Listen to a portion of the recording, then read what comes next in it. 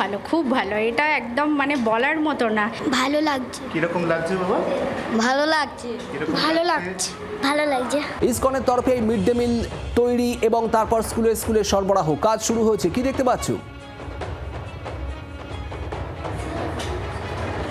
আমরা একটি স্কুলেই আছি, নিউ আলিপুরের একটি প্রাইমারি স্কুলে আমরা আছি।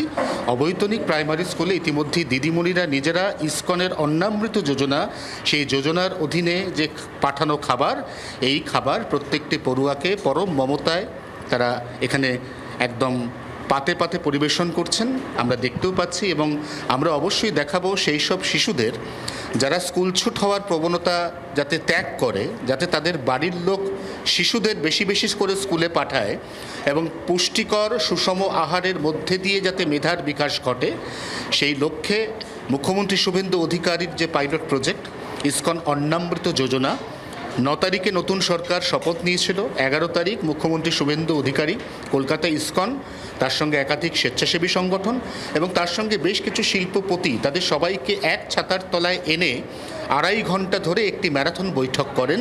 সেই বৈঠকের আউটকাম বা ফলশ্রুতি আমরা গত শনিবার অর্থাৎ পরশুদিন দেখেছি, যেখানে আমরা দেখেছি তারাতলা অন্নামৃত বেস কিচেন, সেখান থেকেই খাবার যেতে শুরু করেছে। এবং আজ সোমবার, সপ্তাহের প্রথম কাজের দিন, সপ্তাহের স্কুলেরও প্রথম দিন, আজ স্কুলে স্কুলে ইসকনের অন্নামৃত যোজনার যে মিড ডে মিল, এই মিড ডে মিল এসে পৌঁছেছে। আমি প্রথমে একটু দিদিমণিদের সাথে কথা বলবো, তারপর অবশ্যই পড়ুয়াদের সাথে কথা বলবো।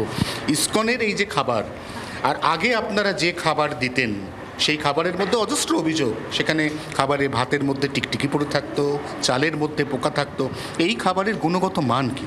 খুব ভালো, খুব ভালো। এটা একদম মানে বলার মতো না।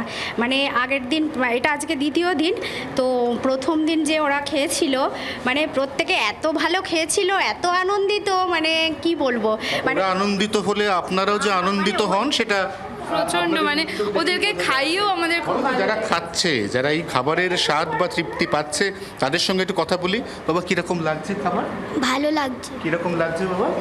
ভালো লাগছে। ভালো লাগছে। ভালো লাগছে। দেখো মুখটা দেখো, কত খুশি। পাতে গরম গরম খাবার পড়েছে, ইসকনের অন্নামৃত যোজনার পাঠানো খাবার, এবং সেই খাবার পাতে পড়ার পরে নিঃসন্দেহে প্রত্যেকে খুশি। এবং এটাই বোধহয় মুখ্যমন্ত্রী শুভেন্দু অধিকারী তার যে পাইলট প্রজেক্ট, সেই প্রজেক্টের সব থেকে বড় সাফল্য।